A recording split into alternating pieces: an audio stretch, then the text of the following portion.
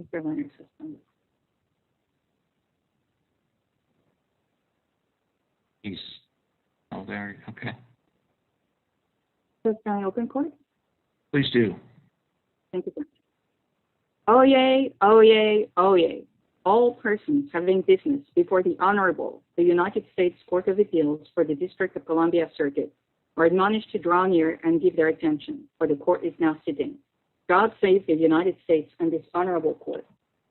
Case number 19-3042 et al. United States of America versus Lonnell Tucker, appellant. Good morning, counsel. Counsel for Mr. Fields, is it Rosenzweig? Rosenzweig, Your Honor. Rosenzweig. Good morning, Mr. Rosenzweig. Whenever you're ready, please proceed.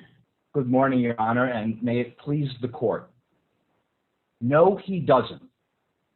No, he doesn't. With those three words, Judge Maida made it clear that he misunderstood the nature of Mr. Fields' claim to self-representation, denying that it had a constitutional dimension, considering it only a statutory claim. This was legal error, and legal error of this sort is, as the Supreme Court has told us, per se an abuse of discretion. Since representational claims of this nature are structural, they are not subject to harmless error review, and it follows a fortiori that this court should reverse the decision of Judge Maida and remand this case for a new trial at which Mr. Fields may represent himself if he wishes. There's a Sixth Amendment aspect to this, and there's a statutory aspect to this. But is there any authority or the proposition that under the Sixth Amendment, the right to self-represent is absolute when it's asserted in the middle of the trial? No, Your Honor, there is not.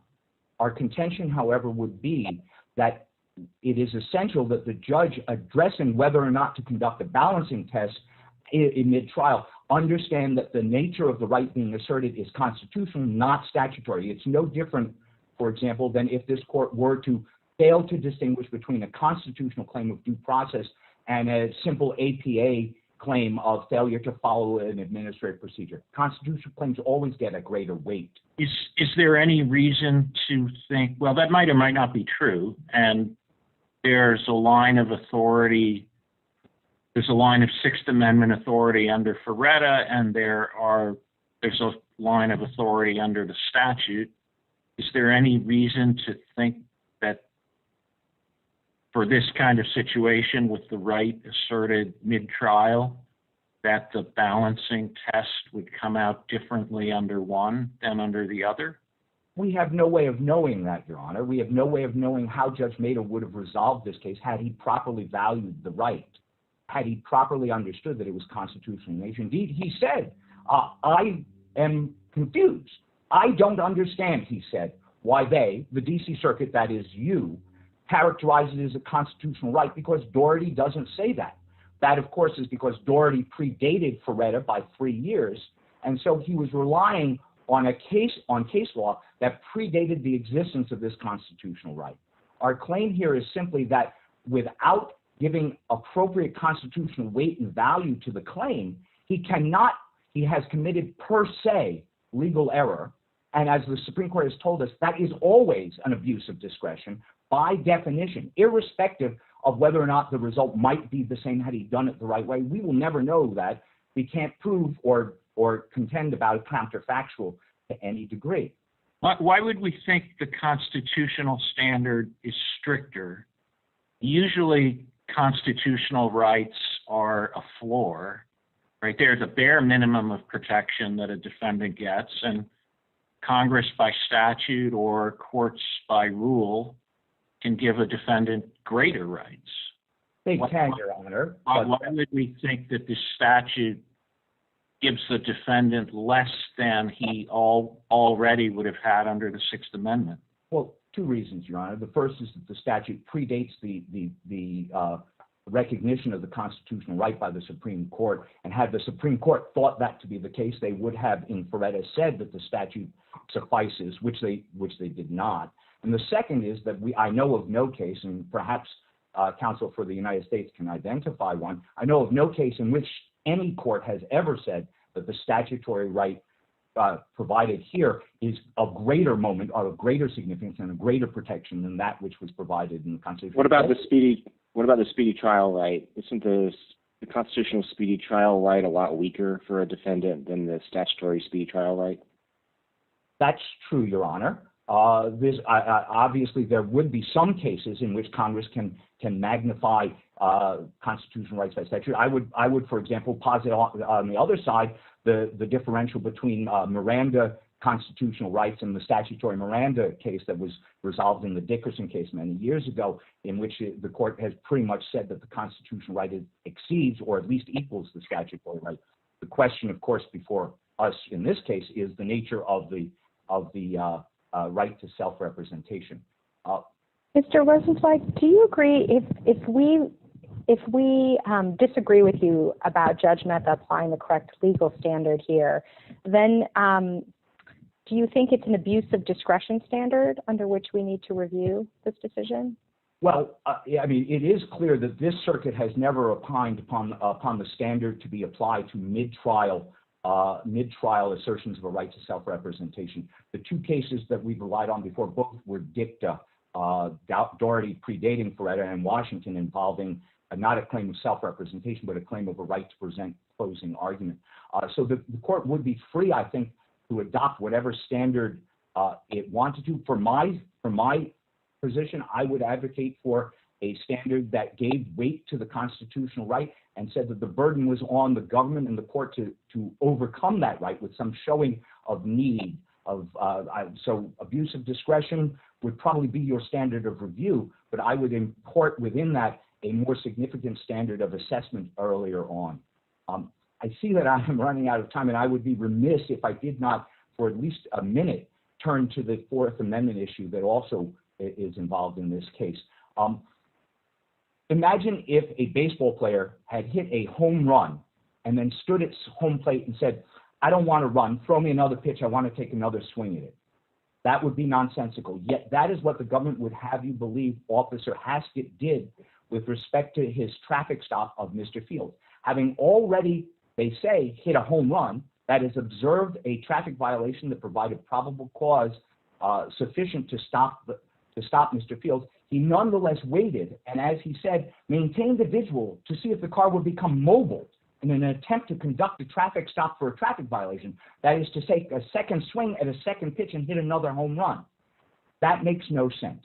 The reality is, of course, that Officer Haskett had not observed a speeding violation, at least not one that he recalled immediately, and he was awaiting to see if there would be a drug transaction, as any reasonable officer might, or for the car to resume motion and to violate the traffic laws of Maryland.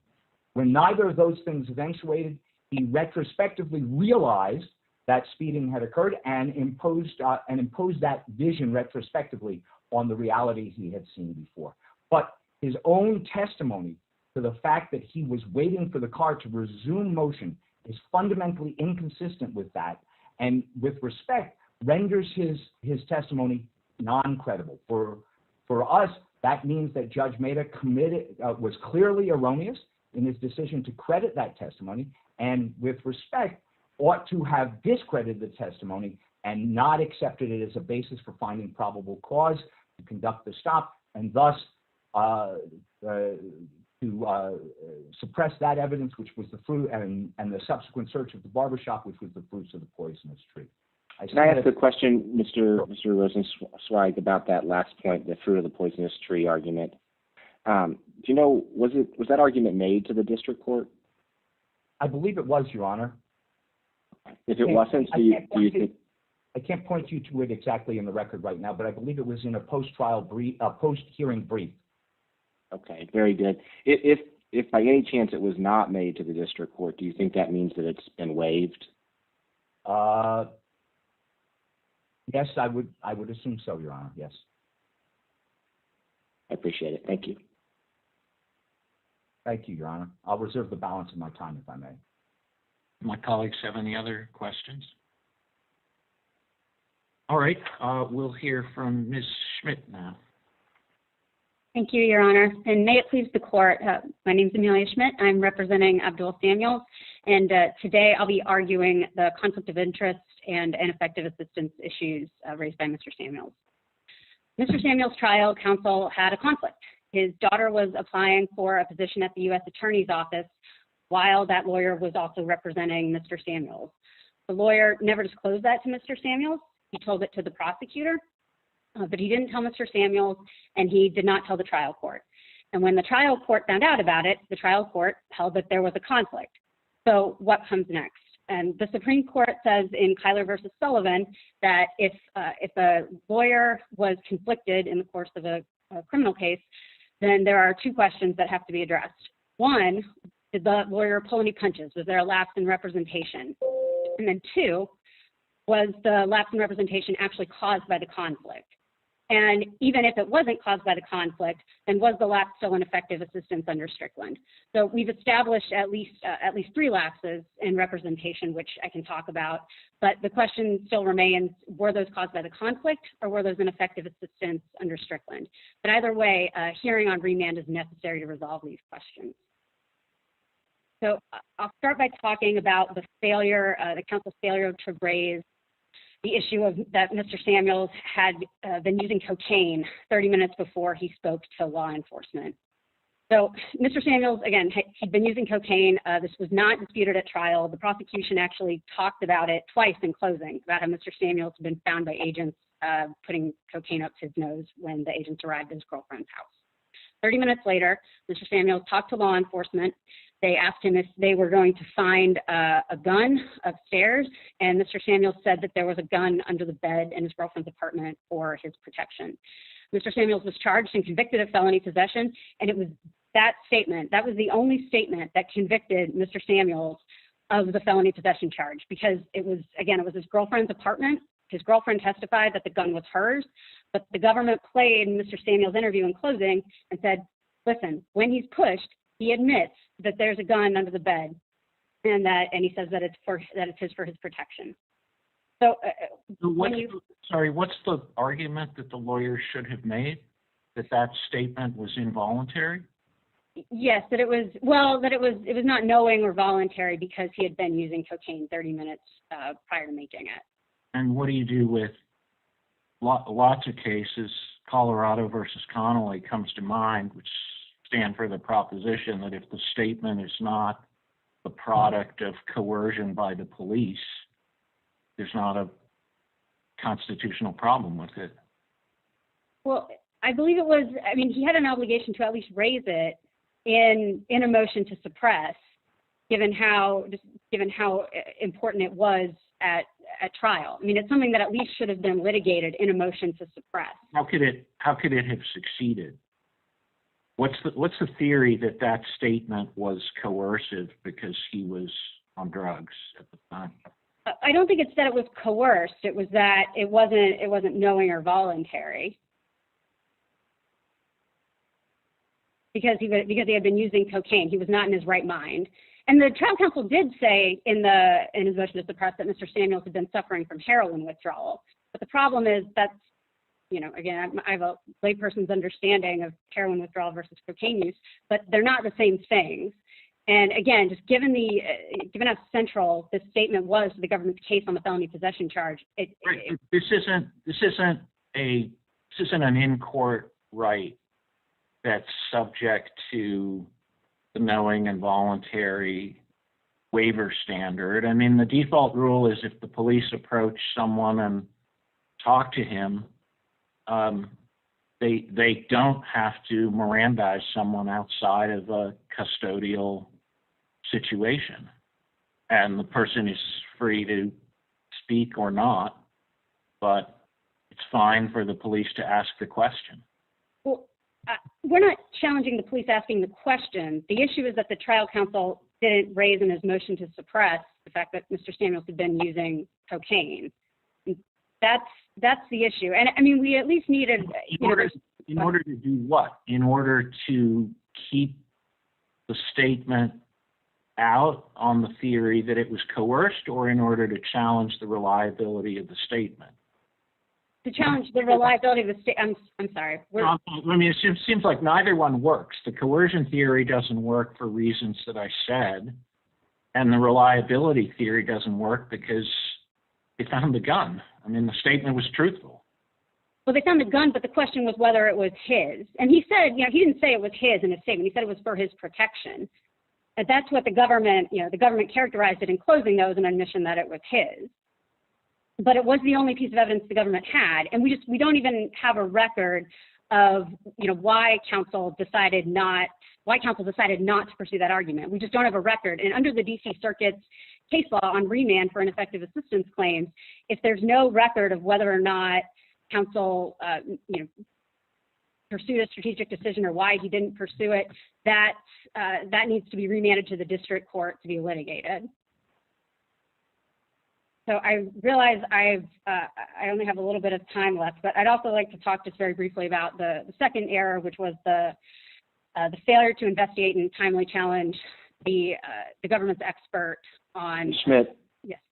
Just before you go there, let me ask a kind of We'll give you time. Bigger picture. Thank you. It applies to all of the Tyler standard arguments.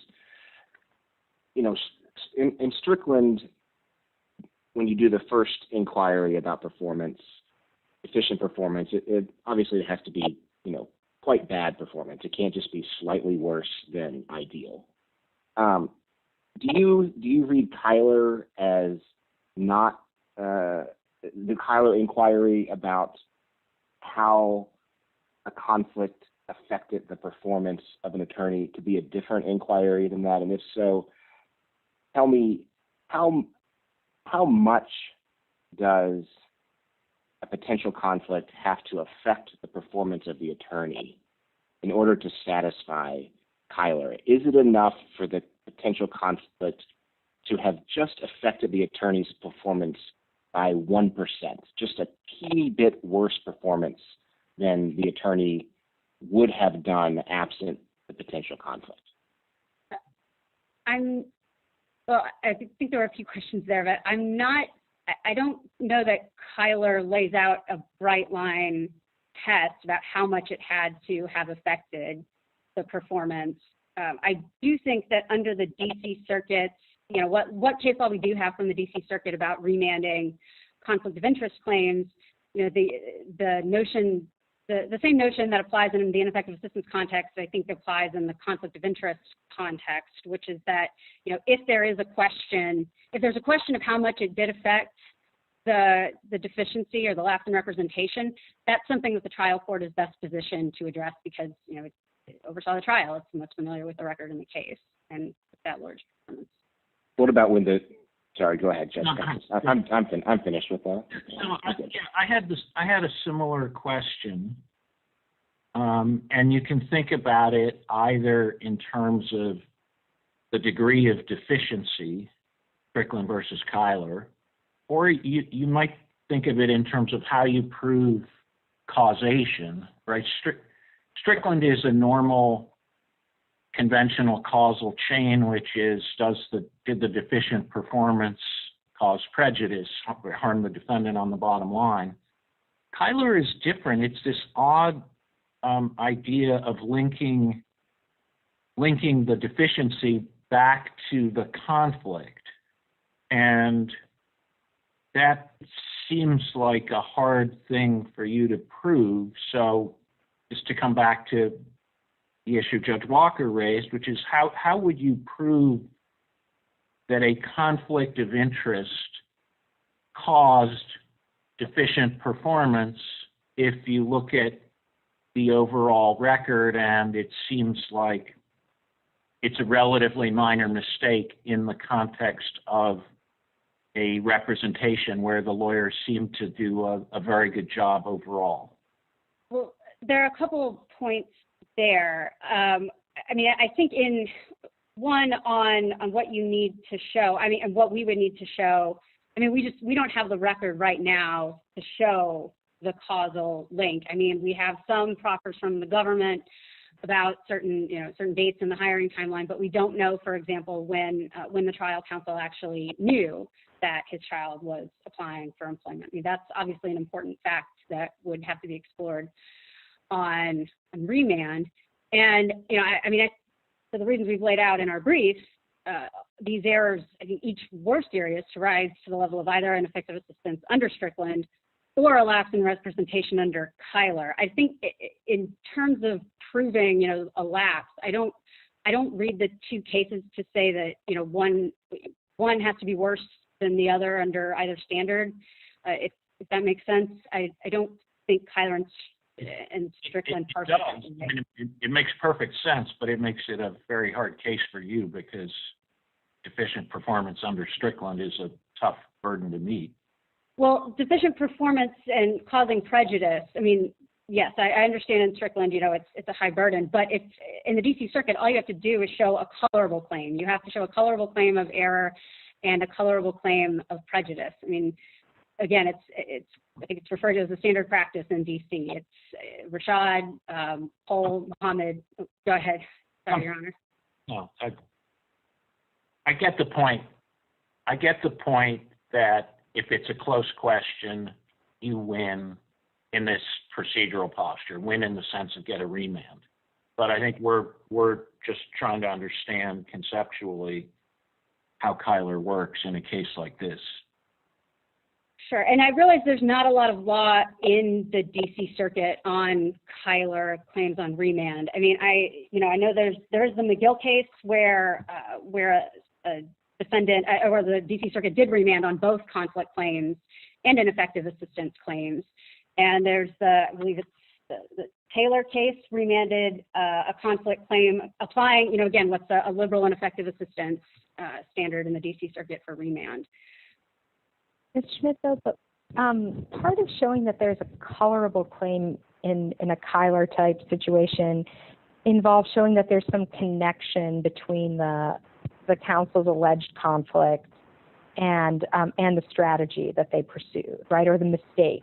And I'm not sure that you've drawn out what that connection is in a colorable way. So one thing I do want to make sure is clear for the record. I mean, the trial court found there was a conflict, and I understand not even the government is challenging that on appeal. We're agreed there was a conflict. The question is, what's the connection between that conflict? Yes, exactly. But that's where, again, I think that's where a hearing is required. I mean, we just don't have the record at this point, and you know, we don't have the record at this point to be able to litigate that fully, and that's why Mr. Samuels is here asking for remand under, again, what's a pretty liberal standard in the DC Circuit. What would you show other than the timeline of, you're saying one fact you need to know is what, when the lawyer knew about his daughter's progress with the U.S. Attorney's Office? Correct. That's at least one, you know, important fact we would need to know. And our position here is, you know, that we've identified 3 errors, but yes, the question is the timing. Oh, go ahead. So suppose let's take the most favorable assumption for you, which is that the lawyer knew about his daughter's situation before any of the lapses that you claim. What else would you try to probe? Like, let's spot you that one. Then what else? This isn't, I mean, in a typical Strickland situation, you would ask the lawyer, why did you make this tactical judgment or that? Was there a reason why you withheld the argument? Is that the kind of inquiry you want? I mean, presumably the lawyer's never going to say, oh, I didn't make this argument because I was embarrassed for my daughter. Well, so how? Yeah. Right. So like what you're probing is Strickland prejudice. I don't know how you probe, Kyler causation. Did the conflict cause the lapse? Well, a couple of things. I mean, a hearing, we are also asking for a hearing on Strickland and ineffective assistance, right? Because that is, the inquiry doesn't just end if you don't prove the causal link. But yes, to your Strickland works. Kyler is a little more odd. Correct. Yes, it's odd.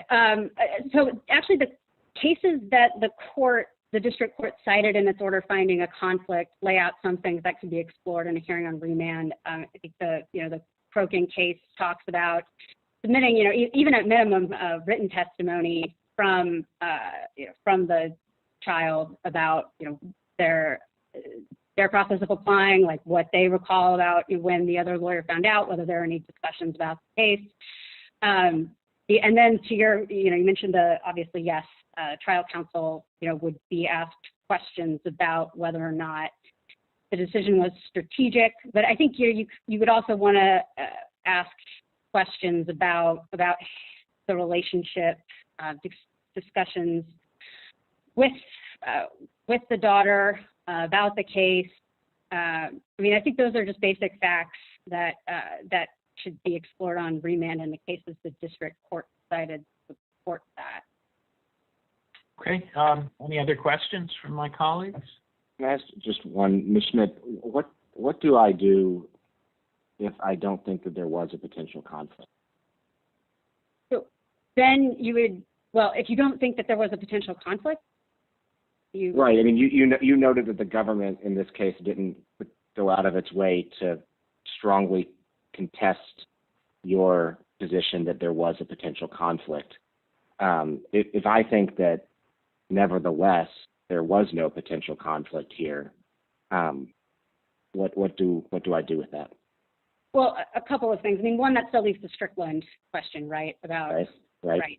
But to the point about the conflict, I think there wasn't a lot of case law out there on this issue. I think because the disclosure requirement is not onerous at all. It's pretty easily done. And the fact that this didn't happen here, I think was shocking to the trial court from the record. And then the trial court, ultimately found that yes, this was a conflict. And the cases that were out there supported that, as did, as we briefed below, the ethics opinions in D.C. also supported finding a conflict. But if Your Honor has specific questions about why you think there may not have been a potential conflict, I'm happy to address those. Well, my question's more, assume that I don't think there was a potential conflict. I know you disagree with that. Does that affect this court's, and should that affect my analysis, or should I say, look, the district court concluded that there was a potential conflict, the government doesn't contest that there was a potential conflict, it's appropriate for this court to therefore proceed on the assumption that there was a potential conflict? Yes, I think that's appropriate for this. And why do you think? Tell me why you think that's appropriate. Well, because it's a finding of the court. Of the district. Why is this court not in a position to disagree with that finding of the court? Or are we? Maybe we are. I'm not sure. I don't think that this court should. I think there's a clear record below of why there was a conflict. And again, here, the disclosure requirement's not onerous, and there's a right under the Sixth Amendment to conflict-free counsel that needs to be taken seriously. And when you have a situation where a lawyer's child is applying for a job, it's clearly under our DC DC professional ethics rules, it's clearly a personal interest conflict. Is that here? The situation of an adult child living under a separate roof is imputed to the parent?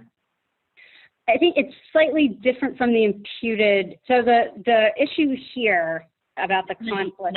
Maybe right, but like what's popping in my head is for purposes of financial disclosure rules, what stock my grown children have when they're on their own doesn't matter. I don't need to know about that. It's not a conflict for me. Well, I think it can all depend. It's a very fact-based analysis. The relationship between the lawyer, what the case involves. I think there are different factors that can come into play. Here, the rule says that if the lawyer if the lawyer has an interest that would be adverse to his clients, he needs to disclose that. And, you know, again, there isn't a ton of law out there, but to the extent there was, it's, you know, it's consistently been held that if a child, even an adult child, is applying and been hired by the office that's prosecuting your client in a criminal case, you need to disclose that to your client. And I mean, I know you mentioned the separate, you know, living under separate roofs. I think, you know, that goes to the question of the nature of the relationship, right? And those are the kinds of factual issues that would need to be explored on remand. Those factual issues, though, seem to go to the question of whether there's a conflict, not necessarily to the question of whether there's a connection between the conflict and the representation. Well, I don't think that's the case. I mean, you know, the district court didn't need to consider all those just to find under the ethics rules and the ethics opinions in D.C.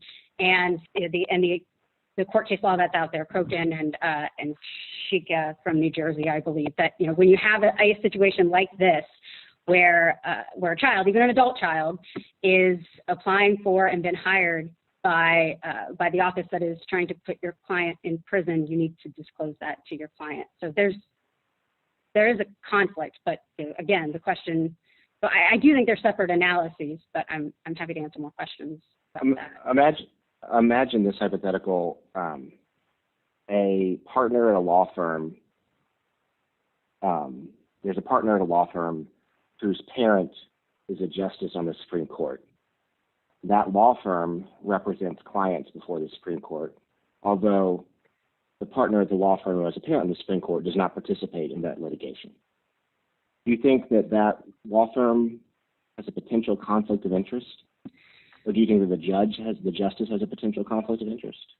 So I believe there's a different rule in D.C. on that than the one that we were discussing, than the one that was at issue below. I believe that is Rule 1.8H, if I'm not mistaken. Although I may need to double check that, but that's a different rule that governs situations when you have the situation you're describing, where you have a judge on one side and then the child is actually at the law firm. But that's not the. I mean, you certainly, every client has a right to a judge that's not conflicted. Yeah. And so just stepping back and just kind of big picture, do you think that the judge has a conflict in that hypothetical? I think the core analysis is the client has a right to know. I mean, conflicts can be waived, right? And that's the problem. That was the core of the problem that happened here, is that the client didn't know. The disclosure was never made, and so the client couldn't waive it. But I don't know if that answered your question, but that's. Well, I mean, assume that the client represented by the law firm in my hypothetical was not informed about the parent-child relationship. Do you think that that there was something amiss in that hypothetical? I would say it seems amiss, but again, I would say that is a different issue than the one that we were asked to brief before the district court, and that was before the district court. Okay, very good. Anything else, Judge Walker? No, thanks, Judge Katsas. Okay, we'll give you some time on rebuttal. Thank you, Your Honor. Mr. Is it Lecker? Mr. LaCar, Your Honor. Mr. LaCar, whenever you're ready. Thank you, Your Honor. I intend to argue on behalf of the appellant's joint issue of severance and transference, and then on behalf of Mr. Tucker, his sentencing issue, reserving 2 minutes for each of those two arguments for rebuttal. The trial judge, after the mid-trial severance motion, after Mr. Fields' testimony, with admirable restraint, said that he thought Mr. Fields' quote might not have been truthful. My submission to you is that every word out of Mr. Fields' mouth, including A and B, was perjurious. On top of that, his conduct in the courtroom was obstructionist. We've laid that out. What the jury heard, among other things, was Mr. Fields denying ledgers were his and his handwriting, denying text, that he understood text that he'd seen. He didn't understand the meaning. He accused the prosecutors of a witch hunt. He said that the prosecution was trying to frame everybody, including his two friends, my client and Ms. Schmidt's client, because they couldn't find a case against another target who he thought was the big fish. He accused the prosecutor of not understanding black culture. In circumstances like this, and I'll grant you that severance motions that are successful on appeal are rare, but this is one of them. The transference effect is real and it's tangible. Let me talk about Mr. Tucker for just a second. He consisted of 2 minutes of a 70-minute opening statement by the prosecutor. He shows up on about 7% of the trial record, not even full pages, but just 7%. The evidence against Mr. Tucker was I would say an equipoise. Yes, was he accused of having a license to sell drugs? He was on the scene, but nobody, aside from one sale, nobody ever said the text messages are not connected with any of his co-appellants.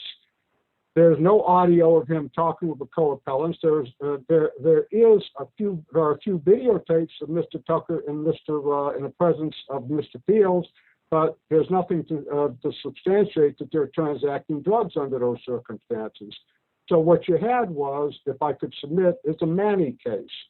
It's a Manny case in which you had a marginal co-defendant, and Ms. Schmidt's client as well, subsumed within an exceptionally perjurious obstructionist co-defendant who, if I could borrow a phrase from one of the government's cases, the government cited a case called United States versus Piero, where the obstructionist defendant really was a sidelines cheerleader. My submission to you is that Jonathan Fields was the master of ceremonies and the host. The government seized on his testimony liberally, as they rightly should have, at closing argument and in rebuttal, and hammered home the fact that he had made that his testimony was replete with falsehoods. Under those circumstances, we couldn't. Severance should have been granted because a reasonable jury could not have compartmentalized the evidence. It was overwhelming on this. The government's case against Mr. Fields was overwhelming. The connection to the defendants was somewhat tenuous, and in these circumstances, the curative instructions could not have saved the day and prevented my client from not receiving a fair trial. That's what happened in the Mardian case. That's what happened in the McRae case, which I will grant you, Fifth Circuit case, was not a conspiracy prosecution. But as the Fifth Circuit pointed out, it was tried as if it were a conspiracy prosecution, where you have the lead defendant engaging in what I would call in-court obstructionism and constant perjurious comments. It has to have a transference effect on the lesser defendants, particularly lesser defendants of a nature like this. I'll address the sentencing issue. As to Mr. Before you do that, on severance, yes, those are all fair points, but one consideration cutting the other way is that this issue with Fields came up, day 11 or 12 of trial, and asking a lot to start from scratch when something happens rather than try to mitigate the prejudice, give you free rein on closing to train your fire on Fields, give you cautionary and limiting instructions and such. Why isn't that at least a reasonable exercise of discretion in a pretty tough circumstance here? I will concede to you it was a tough circumstance, but a curative instruction didn't save the day in McRae, and it didn't save the day in Manning, and it couldn't have here. Even free rein would not have saved the day because the defendants, first of all, the prosecutor elicited from Fields, one of Fields' few truthful statements, that he had elicited from Fields that he was friends and grew up with the defendants. So, the prosecutor did that for a legitimate reason. He wanted to draw the connection. You would have difficulty as a jury compartmentalizing, and the courts do recognize that there are circumstances, this is one of them, where you have lesser defendants, far lesser defendants, whose case the prejudice to whose case cannot be resurrected by curative instructions or by giving counsel opportunity to argue. What are you going to argue there? The jury's going to saw with their own eyes that, for lack of a better term, you'll excuse the slang expression, the homie is sitting up there and just lying through his teeth constantly, and then acting out in the courtroom. How is the jury going to compartmentalize? They might make the effort, but there's a subliminal transference effect, and that's what this court said in Mardian. You have to be careful for that. It's not, and it happens. Mardian was a conspiracy trial, and it was a successful severance appeal, notwithstanding the fact that they went ahead and tried the whole case. So the fact of the matter is, they shouldn't have tried the whole case against Mardian. Well, they should have retried the case here, insofar as Mr. Tucker and Mr. Samuels were concerned. Are there any other questions? I'm happy to answer on the seventh part, turn to sentencing. But okay, in terms of sentencing, I wanted to be very to the point. What the law of sentencing tells us is we shouldn't make unreasonable extrapolations. And the district judge, who did an admirable job otherwise in the case, made a mistake. He made a mistake in methodology. And the mistake that he made was assuming from one sale of half a gram of heroin, that there were 3 sales a week made from 3 sales a week for 30 weeks in a conspiracy. I think that's empirically unfounded. That government doesn't make decisions based on such. Even though they know Tucker is regularly at the barbershop? Well, let's talk about that. He is in the area. I'll grant you he's at the barbershop. Although, how close is he to the barbershop? They place him coming downstairs one time with an equivocal gesture. What is Tucker selling? That's the key to this case. There is no audio of what he's selling. There's no text of what he's selling. The government tries to claim that the district claims that the texts are more significant than they are. The district judge said, I can't figure out what those texts are all about. Clearly, they're drug-related activity, but what's the drug? There's no confession, unlike the government's cases. There's no seizures. There is nothing, literally nothing in the record to substantiate this extrapolation. And what the law teaches us from this court's decision to Stover, through Sepulveda, through Rivera-Maldonado, which are First Circuit cases cited in our brief, and Kilby, the courts have an obligation to be very careful in making extrapolations, because it causes, if you extrapolate, if you make an unfounded assumption, it ratchets up the defendant's exposure dramatically, and that's what happened here. So Mr. O'Carr, I have a question that's similar to one of the questions I asked Ms. Schmidt.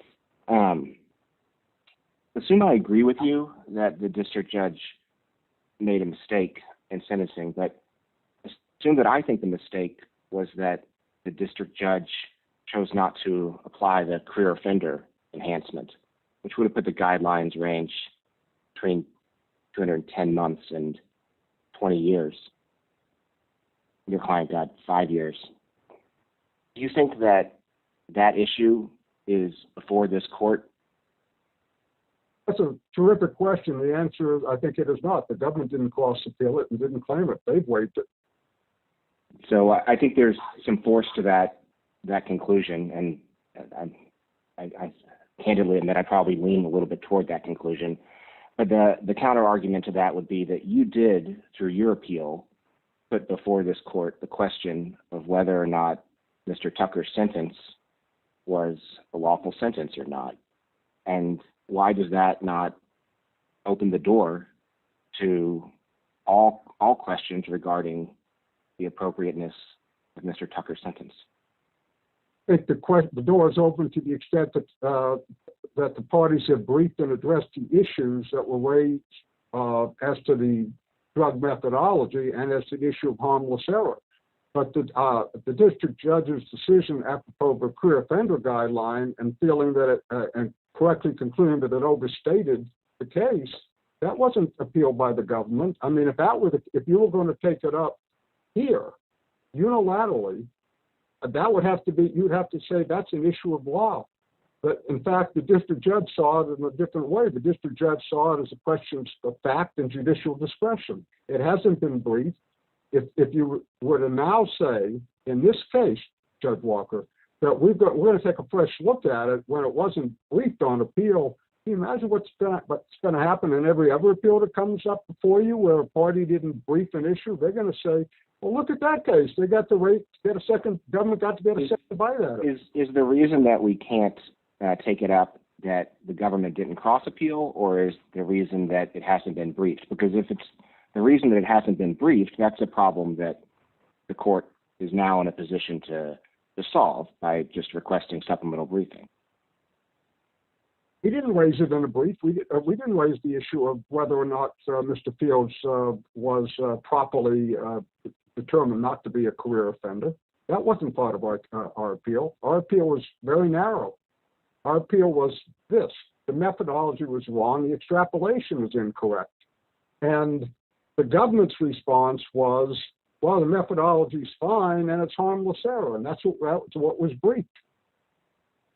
Very good. That's helpful.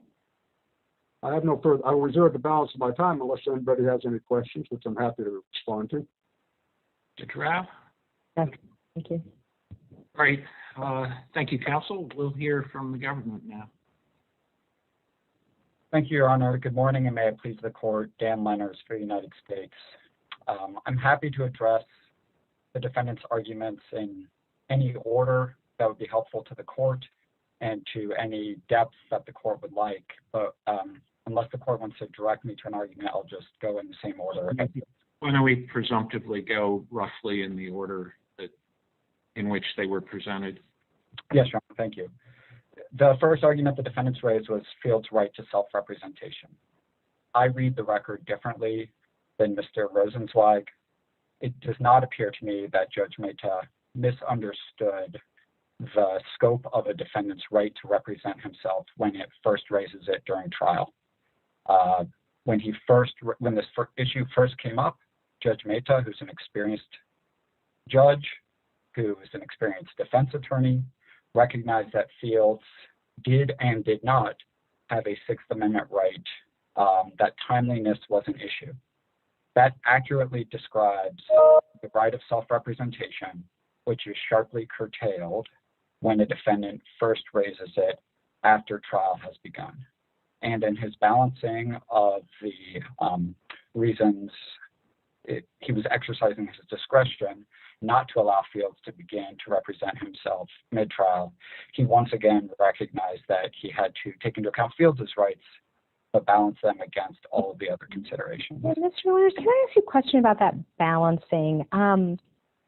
Most of the cases talk about either the right balanced against the prejudice to the defendant. Here the district judge also considered the prejudice to the co-defendants. And I'm wondering if that is a permissible consideration for the district judge to take into account. I mean, given that the Sixth Amendment right is an individual right, can we balance that right against the rights of other individuals? Is that a permissible type of balancing in this context? I believe it is, Your Honor, because I believe it goes to the question of the disruption of the trial. That a defendant who's representing himself and who might be prejudicing his co-defendants by the questions he asks or the witnesses he calls is going to inherently disrupt the trial, because the judge and everyone else is going to have to be on their toes to constantly stop lines of questioning, to interrupt answers, and to otherwise interject themselves into the process to make sure that this defendant Fields isn't prejudicing his co-defendant. So I do think it's part and parcel of disruption to the trial for the judge to weigh those two considerations. And you think that's true only after the trial has begun? Do you think it would be permissible to balance that type of consideration before a trial has begun? Before the trial has begun, a defendant does not have an absolute right to represent himself. The Supreme Court made clear in Ferretta itself and in subsequent cases that even then the right is not absolute. But there I think that severance would be a much more appropriate response to a defendant who wants to proceed pro se, as opposed to mid-trial when you're already a week into trial, have already had a week of evidence, that severance there is no longer as palatable a solution to this problem. So I do think that the judge, I'm not as familiar with Feretta in the cases that say what a court is supposed to look at pre-trial, but it seems clear that once trial has begun, the judge has broad discretion to deny a defendant the right to start pro se mid-trial. And as we noted in our brief, I was unable to find a single case in which a court of appeals found that a district court abused its discretion by denying a mid-trial request for a defendant to proceed pro se. And the circumstances here certainly don't show an abuse of discretion, even if the judge misunderstood the nature of the right.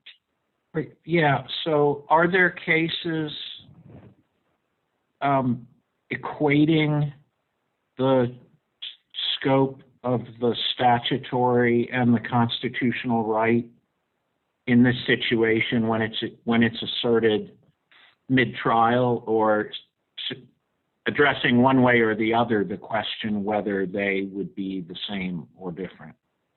Not that I've seen. As I said, Your Honor, I read Judge Mehta as saying... No, I understand. You have that's your first line of argument. But my second line of argument is in Doherty. Another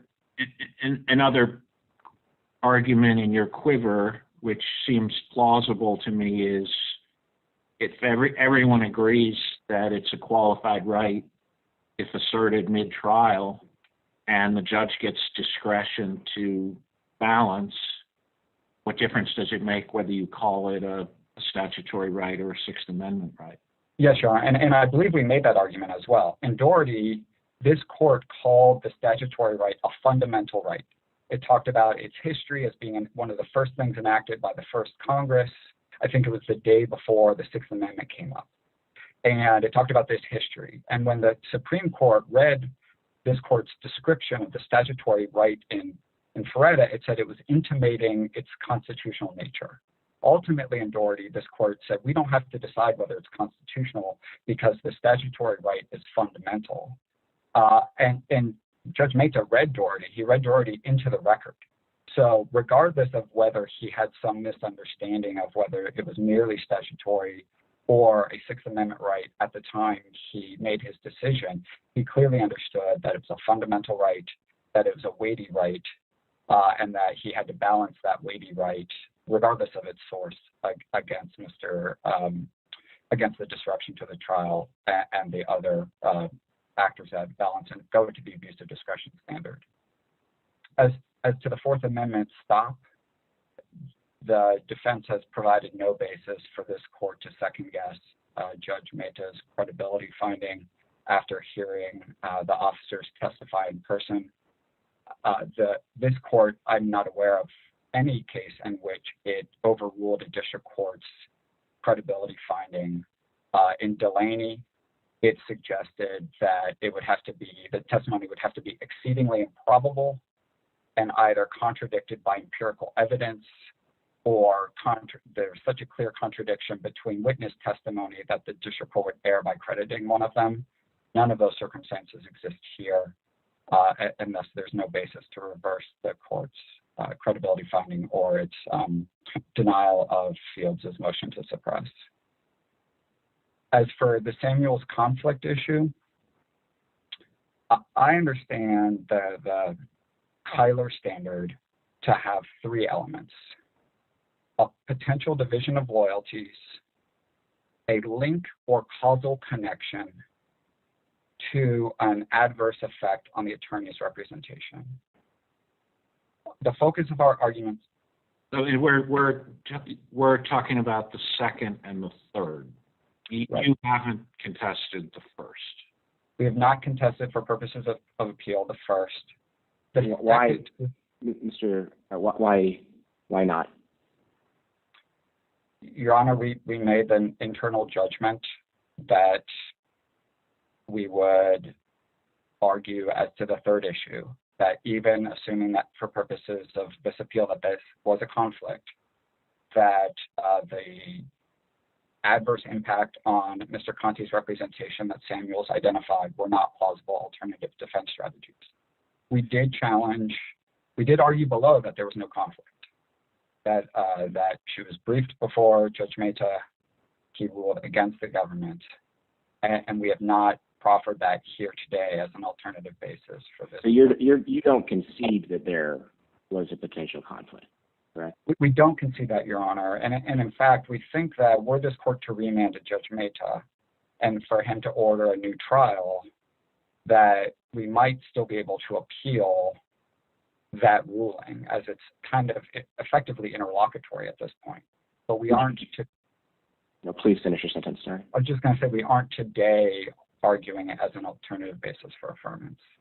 I think in my hypothetical about the law firm and the parent and the who's a judge, I think that there's no potential conflict there, and I don't think that that law firm has a duty to disclose to its clients that the child of a judge is a partner in a law firm. Do you agree with me about that? Sitting here today, Your Honor, it's really hard for me.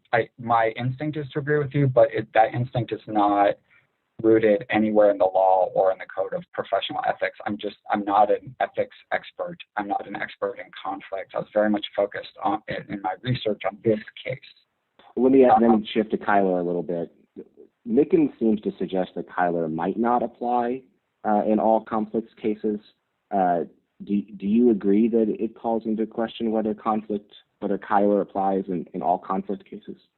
Absolutely, Your Honor. That's what Justice Scalia said, joined by 4 members of the court. They said that issue is not before the court today, but that was on the prejudice prong. They said, whether Kyler's lower prejudice showing applies to all conflicts is not something the court decides today. They noted that the courts of appeals had unblinkingly applied it. But they didn't resolve that question because it wasn't before them at that time. You haven't, just one quick thought on this, you haven't bracketed prejudice as element 4 in this appeal, right? You're arguing the deficient performance as related back to the conflict. You're not arguing that we should ignore, as you would in a Strickland case, that we should just ignore the deficient performance because it didn't cause any prejudice. Well, I think our argument has been there can be no prejudice because there is no deficient performance, and that's why we didn't address prejudice separately. But we haven't argued, as Judge Walker suggested, that the court should follow Mickens' suggestion and treat the typical Strickland prejudice as applying to conflicts where there's no concurrent representation. That's what Mickens talked about. It said Kyler was multiple concurrent representation, prejudice inured to that situation, and it said courts had since applied that sort of minimal prejudice showing unblinkingly. We have not argued today that this is the case in which this court should take up that suggestion. So focusing on lapse, what's your view on, is lapse under Kyler the same thing as deficient performance under Strickland, or is it something less? As I read the cases, it's something less, Your Honor. How much less? I assume it's something more than just, not being Clarence Darrow. Yes, Your Honor. As I understand the standard as it's been applied by virtually every other circuit, they've said, we don't understand what actual lapse in representation or adversely affected performance for Kyler means, so we're going to try to define that. Mm-hmm. And virtually every circuit, as I understand it, has said the defense has to identify a plausible alternative defense strategy that the defense attorney did not follow. The 10th Circuit has said a specific and seemingly valid or genuine alternative strategy or tactic that was available to defense counsel as the standard for lapse in representation or prejudice or whatever you want to call it. And so that's the standard we've applied in our brief to argue that the things that the defense identifies were not plausible alternative defense strategies. Some of them weren't even alternative defense strategies. For example, defense counsel did ask for a multiple conspiracy instruction. The district court had an independent duty to evaluate whether it should give that instruction when the defense had asked for it. They simply say the defense should have argued harder for it. That's not an alternative defense strategy. As for the link, I do want to be clear. We do not think that the defense has proven a link, but they've not had the opportunity to do that. Pursuant to an agreement that the parties entered before Mr. Samuels was sentenced, we agreed that the government agreed and stipulated that Mr. Samuels could proceed to sentencing and take this appeal without prejudice to his ability to raise the conflict issue later. My understanding is that pursuant to that agreement, we cannot argue and are not arguing on appeal. We're not faulting Samuels for failing to prove that link. If the court disagrees as to the effect on representation, we believe he's in. So your only argument is no lapse? On appeal, yes, Your Honor. I understand our stipulation below to preclude us. So I have a concern about the stipulation, and it's just gone up substantially in light of what you said. We have cases that say, notwithstanding our normal excuse of preservation requirements in ineffective assistance for ineffective assistance claims, if the defendant gets a new counsel at trial and that counsel has an adequate opportunity to raise the ineffective assistance claim, whether it's Strickland or Kyler, there's a preservation obligation. And this business of you agree that you won't preserve something the way you're supposed to preserve something and then come here and ask us to give you a remand because there was by agreement, you can't agree to change our preservation rules. Your Honor, I'm aware of those cases. I'm aware of Your Honor's concurrence in Sitzman. I've briefed this issue multiple times. It's Durango. So it's a pet issue of mine. I didn't see that being implicated here. Yeah, I didn't see that being implicated here, and let me explain why. Okay. The Judge Mehta appointed Ms. Schmidt and her partner as Mr. Samuel's counsel for sentencing purposes and to raise this conflict issue. Right. He said, please only brief the existence of a conflict. Mm-hmm. Do not address prejudice. So the parties only briefed the existence of the conflict. Judge Mehta then ruled against the government, said, I find a conflict. Now the parties need to brief prejudice. Mm-hmm. It's at that point that Samuels and the government agreed that he could proceed to sentencing without waiving his ability to show the requisite link and prejudice. And so we feel bound by that agreement not to argue a lack of link. If the court has independent concerns, I don't see a Durango problem, but maybe Your Honor does. Well, but why, if you have the new conflict-free counsel in place and the proceeding is still in the district court, I understand it was midstream, and as I understand it, there was some concern about not letting the briefing on the prejudice issue slow down the case, the other parts of the case. I get all that, but why couldn't the counsel have done what I thought counsel should have done in Sitzman, just on a post-trial motion, raise the issue on a post-trial motion. They could have, and they did.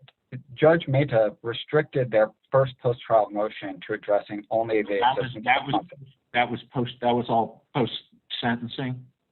No, it was pre-sentencing. The sentencing had been scheduled. Judge Mehta discovered the potential conflict. He appointed new counsel, Ms. Schmidt and her partner, and he ordered new counsel to brief only the existence of the conflict, not prejudice.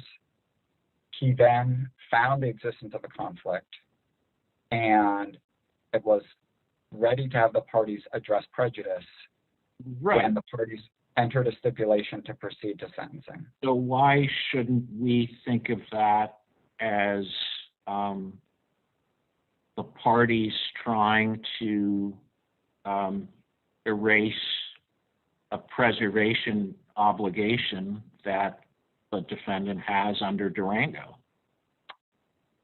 He could have pursued, I mean, what Ms. Schmidt's saying here quite forcefully is, look, all I want is a remand for fact-finding.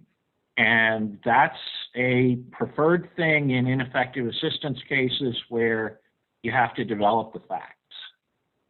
I mean, you had that opportunity in the district court before the case came up here with the new counsel. I agree, Your Honor. As I noted in the brief, this is an unusual procedural posture. I would have made a Durango argument except for our stipulation. I don't feel as the government, given that we agreed that... And I respect your turning square corners once you have the stipulation. I'm questioning why you would have done that and whether the parties have authority to contract away preservation obligations and then come to us and say, please remand for a hearing that should have happened before the appeal was taken. Sitting here today, Your Honor, I'm not able to answer that question. Okay, I appreciate your candor. So as to the link, we do think that there are two ways the court can show a link. The court asked Ms. Schmidt quite a few questions about this.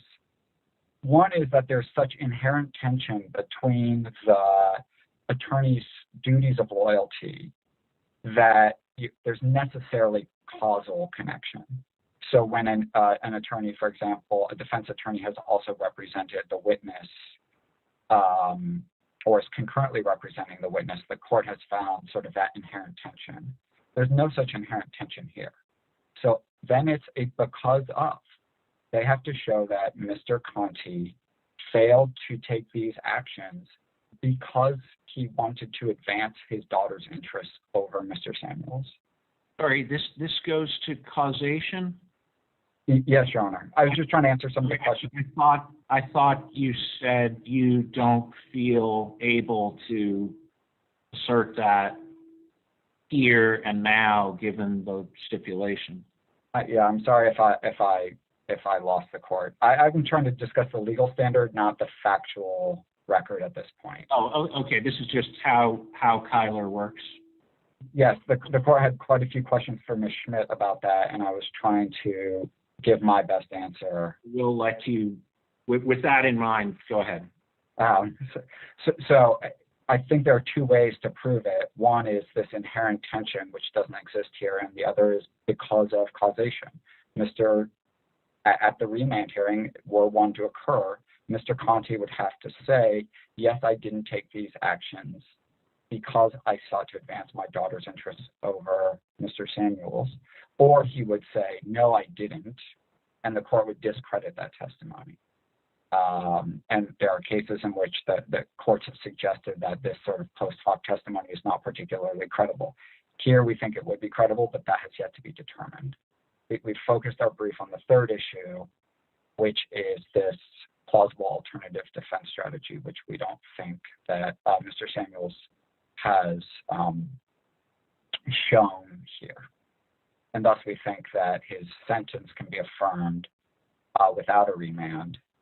The judgment can be affirmed without a remand because the three things that Ms. Schmidt has identified as plausible alternative defense strategies are neither plausible nor alternative. And tell me why the third of her three is the multiple conspiracy instruction. Yes, Your Honor. Did I hear you say that counsel did seek that instruction?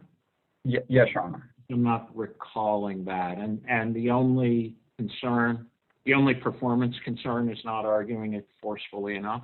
They say he should have pointed to specific evidence in the record that would have supported giving such an instruction. We don't think that evidence actually supports the giving of such an instruction. Right. Okay. It's coming back to me. That's the nugget about trying to expand the business or trying to sell drugs in Virginia. Yes, they say, for example, counsel should have pointed to his post-conspiracy crack sales and crack possession as evidence that in favor of a multiple conspiracy instruction. But why wouldn't that evidence tend to support the argument for a separate conspiracy instruction? So as I understand the multiple conspiracy case law, it's that there has to be evidence that the jury could find this defendant guilty of a different conspiracy than the one charged. But the conspiracy charged ended on February 1st, 2018 with Field's arrest and was not charged to have involved crack. And so pointing to Samuel's post-conspiracy crack distribution doesn't in any way tend to show that he was involved in a different conspiracy pre-February 1st, 2018 to distribute the drugs charged. It's just completely separate conduct, and the judge recognized that and routinely gave limiting instructions for limiting the purpose for which the jury could consider evidence of things that occurred after February 1st versus pre-February 1st, recognizing that that's when the charged conspiracy ended. Is that because the later evidence is of planning to sell crack in Virginia in the future? No, it was to prove that he possessed with the intent to distribute the crack found in his house on May 10th, 2018. So on May 10th, officers conducted a search warrant. Right. That's when they found the shotgun under Mr. Samuel's bed and 4.2 grams of crack next to the sink. He was charged with possession with intent to distribute that crack. And so the evidence post-February 1st went to establish that charge. But the crack was not part of the charged conspiracy? No, Your Honor, crack was not even charged as part of the conspiracy. The conspiracy was charged to involve heroin, fentanyl, synthetic marijuana, and maybe, Suboxone. I see. So your theory is instruction or no instruction, the crack evidence wouldn't have tended to implicate him in the charged conspiracy. Correct. And it didn't establish that he was involved in a different conspiracy than the one charged during the conspiracy period. That's helpful. If I'm happy to address Samuel's other plausible alternative defense strategies, but if the court has no questions, I'll turn to Mr. Tucker's arguments. Okay, go ahead. So Mr. Lacar argues that the judge abused his discretion by failing to sever the trial after Fields gave his testimony. The proof is in the pudding that the jury could and did separate the charges and the defendants. It acquitted Mr. Wright of narcotics conspiracy. It acquitted Fields himself of possessing the firearms that were found in the upstairs kitchen and the barbershop. And it found that Mr. Samuels and Mr. Tucker were not responsible for various drugs charged in the conspiracy. And it acquitted Mr. Samuels of the 924C possession of a firearm in furtherance of a drug trafficking offense crime. So it's clear on this record that the jury, in fact, followed its instructions and that those instructions sufficed to cure any prejudice from Mr. Fields' obstreperous and untruthful testimony, but testimony that didn't actually implicate his co-defendants in any meaningful fashion. That's a good fact for you, but if we look at this ex ante, and I understand it's a tough burden for the defendant, but boy, the contrast between Fields and the other two, both in terms of what they're actually doing, the degree of evidence against them, and the behavior at trial, seems pretty stark. I have two answers, Your Honor. One, this court doesn't look at it ex ante. It has repeatedly used the fact of acquittals to support the district court's determination. As one consideration among many. Yes. Two, Fields' testimony, the Supreme Court in Zafiro, and this court following Zafiro, has said severance is not necessary when one defendant points the finger at his co-defendant and says he's the one who did it. Fields didn't even go that far. He may have been difficult and he may have lied, but he lied about himself. His testimony touched on his co-defendants little, if at all. His counsel elicited that they were friends. He said they were good friends, and that's about the extent of it. And the evidence overwhelmingly established that. I mean, there were photos of all of them together at various points. There were photos on Samuel's phone of Fields. Yeah, but didn't he say, I think it was Samuel's as opposed to Tucker, but as to one of them, he said that the person's presence in the drug log reflected auto insurance, right? Yes, that's what he said. Okay. So if he's showing himself to be a serial perjurer, and then he gives that nugget, how do we think of that? Does that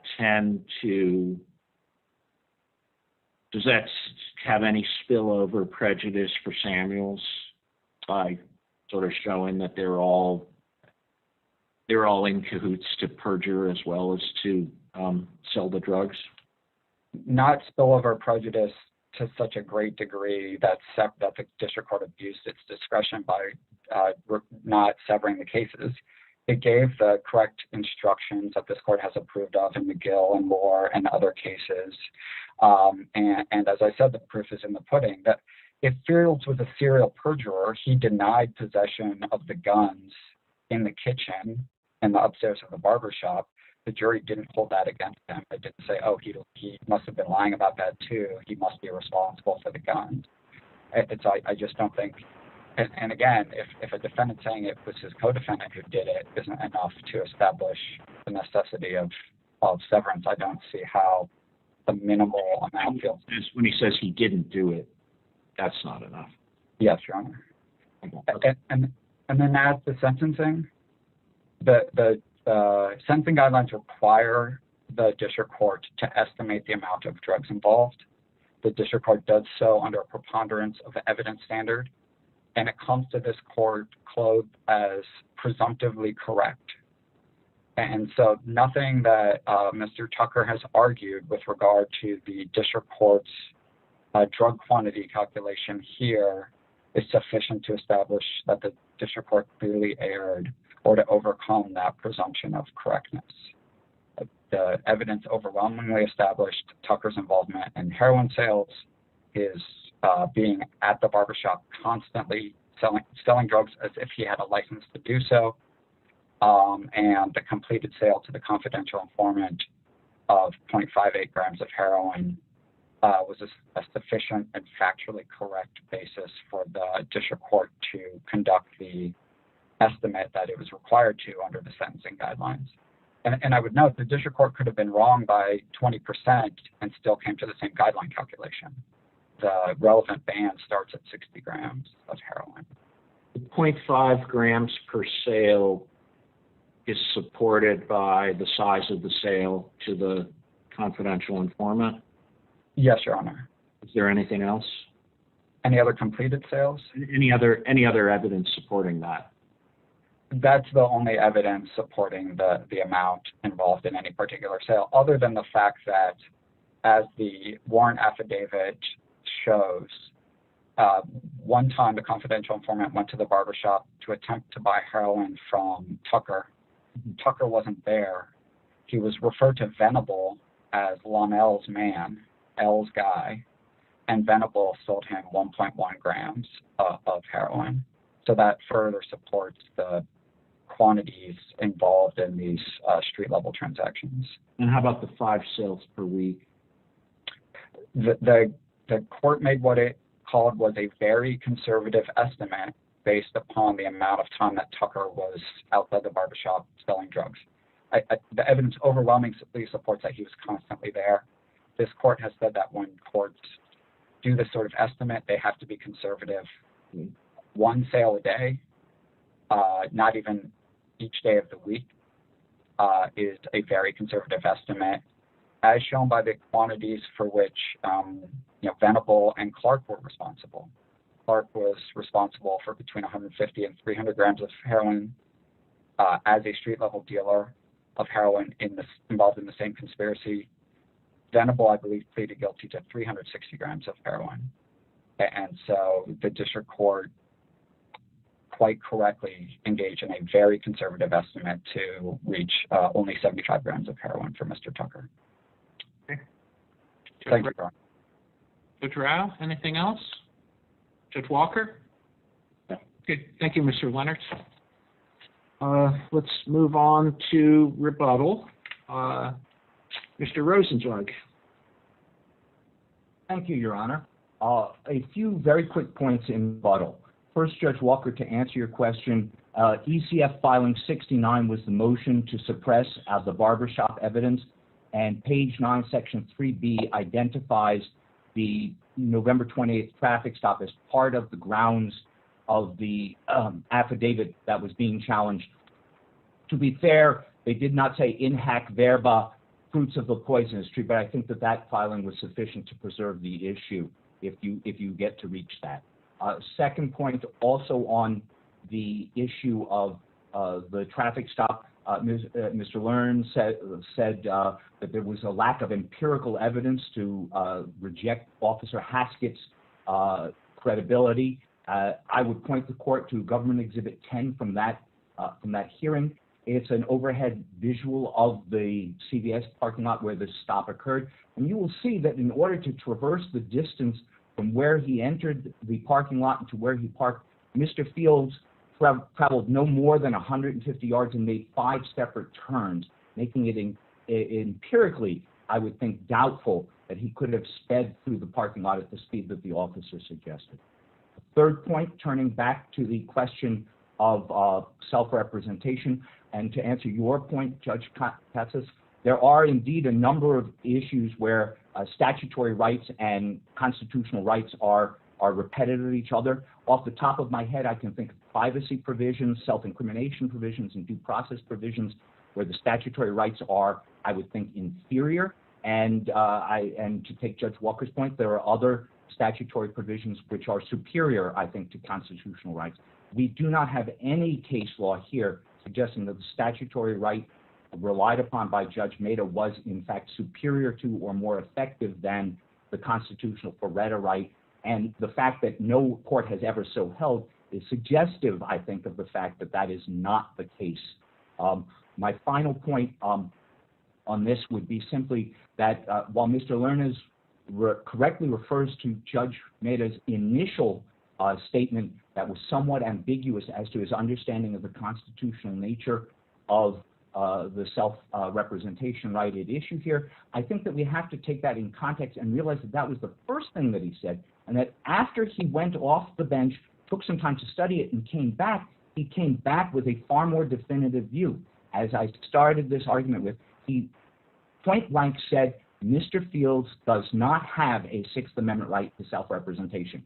Without ambiguity, without the he does and he doesn't that preceded that, and he then mischaracterized or characterized his understanding of Doherty as rejecting the constitutional nature of the right.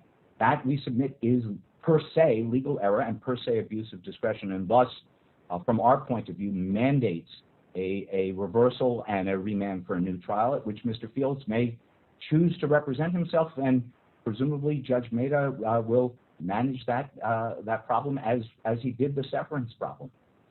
Thank you, Your Honor. Questions from my colleagues? Okay, thank you, Mr. Rosenzweig. Ms. Schmidt, let me give you a shot at the question I had for the government, which I haven't given you a chance to answer yet, which is, if I thought that the new counsel had an obligation to preserve the ineffective assistance issue under Durango, what is it that lets the parties stipulate away our preservation law? Sure. Thank you, Your Honor. So I am not the expert on Durango that Mr. Leonard has informed the court that he is. I will answer your question.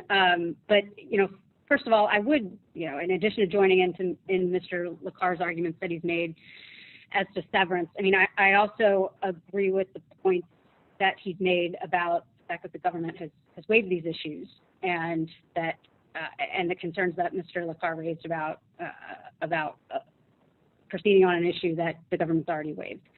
Yeah, that's fair, and that's normally the end of the matter if the upshot of the waiver is that the federal courts do less work than they otherwise might have, and we don't reach a forfeited issue. But here, you're asking us to do more work, which is remand for a hearing that should have happened before you took the appeal. Well, and so I'll talk about that piece of it. So as I believe Mr. Leonard noted, my colleague and I were appointed after the trial on the eve of sentencing, which was when the district court found out about the conflict. My understanding is that the district court, acted as quickly as it could. By the time that the district court found there was a conflict, the parties convened, there was a status conference, there were conversations with the court between the government and defense counsel, and the district court was only willing to give 30 days to the parties to not just brief the issue, but to have a hearing, to prepare for a hearing and litigate it, which, again, because, we were new counsel, we were not trial counsel. This was a 3 or 4 week trial with thousands of pages of transcripts. That would have taken 30 days was not an adequate time to investigate and prepare for that. And in the meantime, and also, the court did not disagree with that. The district court, though, expressed, and I believe this is laid out in the stipulation that the parties entered into. The district court felt that it could not give more than 30 days without materially prejudicing Mr. Samuel's right on appeal. And in the midst of all that, the government had indicated. Why is that? Why would taking whatever time was necessary to tie up the conflict issue materially prejudice? Usually the district court ties up all loose ends as quickly as it can, and then there's an appeal. Nobody sought expedition, I don't think. Sure. At that point, I believe the trial had happened in March or April of 2019. The other defendants had already been sentenced and were proceeding to appeal. Mr. Samuels and I had been sentenced, and I think this is also discussed in the transcript of the status conference. But I think to answer your question about why it would prejudice him, if Mr. Samuels took additional time to litigate this one issue, and then he would potentially prejudice his ability to litigate other issues that he might have raised on appeal. For example, the severance issue that we're raising jointly. Sorry, is that because his appeal would have happened too late to be consolidated with the other ones that were out in front of it? Correct. Okay, I got it. Great. So there was that issue, and then on top of that, the government counsel had indicated to defense counsel that if we were to litigate it and Mr. Samuels were to prevail on this, on what Tyler, it's unclear from the record whether the district court would have expanded it to Strickland issues as well, but that also would have taken more time. But, regardless, the government counsel had indicated, we will appeal this. if we lose. And in the meantime, Mr. Samuels, who had not been sentenced, was in jail. And I think this is also discussed in the stipulation. There was a detainer against Mr. Samuels in the Commonwealth of Virginia. So Mr. Samuels was potentially looking at spending a significantly longer amount of time incarcerated than he would if he otherwise proceeded to sentencing. And then chose to litigate this on appeal. And I also want to note, just on a related note, so I think Mr. Leonard said that the court had ordered a briefing on prejudice. I think that's true, but the court's order also said, we need to identify whether there were lapses in representation. I've held there was a conflict, but we haven't, I haven't considered whether or not there were actual errors in the representation. So to do that again also would have involved some additional investigation and just time to litigate. And here on appeal, we've identified 3 errors that we think did rise to the level of a lapse. And what we're asking for now is a remand to address the additional causation issue under Kyler and alternatively a prejudice issue under Strickland. Any questions from my colleagues? Okay. I had a few additional points on. Quickly, you're well over. Okay. Yes, understood. On the hypothetical, Your Honor, Judge Walker raised, I've gone back and looked at some of the rules. I believe the question really comes down to whether a reasonable client would want to know. I think I said that, but on the hypothetical of an attorney in a firm is at a firm that's litigating cases in front of a particular judge, do you think that would be a personal interest conflict as to the judge's child? It would not be imputed to the firm, but the judge's child would have to disclose it if there was a question of whether a reasonable client would want to know. So doesn't that cut pretty hard against you then? Because here, the prosecutor's daughter, the defense attorney's daughter, was not the prosecutor on this case. Well, again, here, no, the standard is, on a personal interest conflict, what matters is just she was applying for a job, and the rule says if a lawyer has a personal interest that would affect his ability to represent his client, he needs to disclose it to the client. And the standard is whether a reasonable client would want to know about that interest. And here, the district court found that based on the case law, based on the DC ethics opinions, yes, that's a conflict that a reasonable client would want to know about, and it should have been disclosed. So, okay, thank you. And just a couple of quick additional points. I just wanted to talk briefly about this issue of Mickens versus Kyler. So I believe I understand Mr. Leonard's position and what the dissent has said about not applying the Kyler standard to cases like this or trying to limit the reach of Kyler. I think the precedent that is available in the DC circuit cuts against that.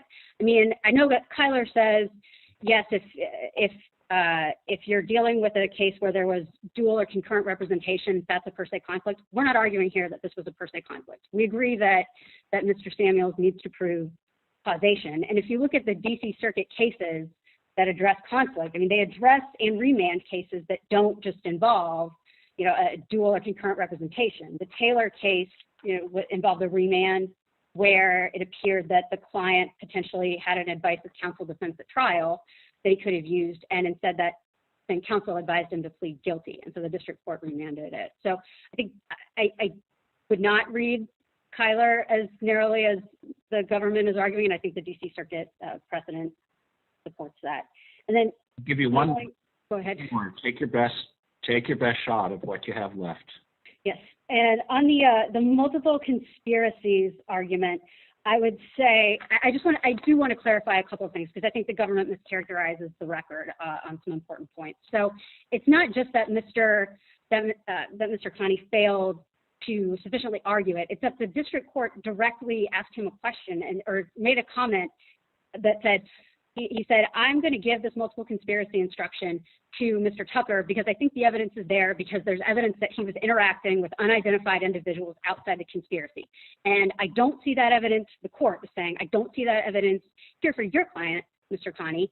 And Mr. Samuel's lawyer said, well, that's correct, but that was not correct. It was a misrepresentation of the evidence. I mean, there was a text from, within the charged conspiracy period that the government's talking about from 2017, where the government pointed to it, had it introduced at trial, where it said, Mr. Samuel texted an unidentified individual and said, the guy I will go through will give 3.0 for 150, so let your client know that. Again, that was within the period of the charged conspiracy.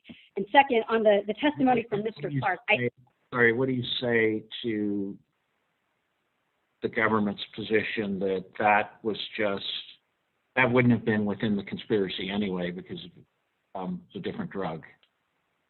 Well, I mean, the problem was that it led to juror confusion. I mean, there was always going to be a risk of that because of the way the government charged and litigated the case against Mr. Samuel. As the government says, he was charged with possession with intent to distribute cocaine, and he was charged with participation in this conspiracy to distribute heroin. And that text, again, I know the government said it was about it's a coded message for drug transactions. It's unclear. It's just unclear which drug we're referring to, but it is within the period of the conspiracy. Okay. Okay. Thank you. Thank you. And then I was going to talk really quickly about the Mr. Clark's testimony. Just that I think the record is not as clear as the government characterizes that, and we disagree that the judge's instruction would have cured that. I think the instruction was Mr. Samuel's to lose, and it was a lapse in representation to have led the court to believe that facts were not there to support it. All right. Thank you, Ms. Schmidt. Thank you, Your Honor. Mr. McCarr. Thank you, Your Honor. The government's point apropos of the jury's acquitting people of various charges, I want to focus on Mr. Tucker for a moment. Where'd that heroin come from? There wasn't any evidence in the record where that heroin came from. There wasn't any evidence of him dealing with Jonathan Fields with that heroin. The photos that the government talked about, what? They're ambiguous. Again, no audio, no cooperator testimony linking my client to any specific sales or any sales of heroin. So you have a case, I think a pristine case of transference. In terms of the government's argument and the sentencing, they say, well, it was presumptively correct. Well, the methodology isn't presumptively correct. The methodology should be reviewed de novo. And here, being there at the barbershop, doing what? There are no other sales in a record. The government points to Mr. Venable. Judge Mehta eschewed any reference to Venable's sales. He judged Mr. Tucker on what he thought, and I say incorrectly so, Mr. Tucker had sold in furtherance of a conspiracy. What's your theory, Mr. McCarr, what's your theory for what Tucker was doing at the barbershop every day? My theory is he's hanging around. He's got multiple sources of supply. Remember, Judge Walker, he did get a multiple conspiracy instruction. The only one in the case who got that. So he had multiple sources of supply. And this is important to note this as well, Your Honor.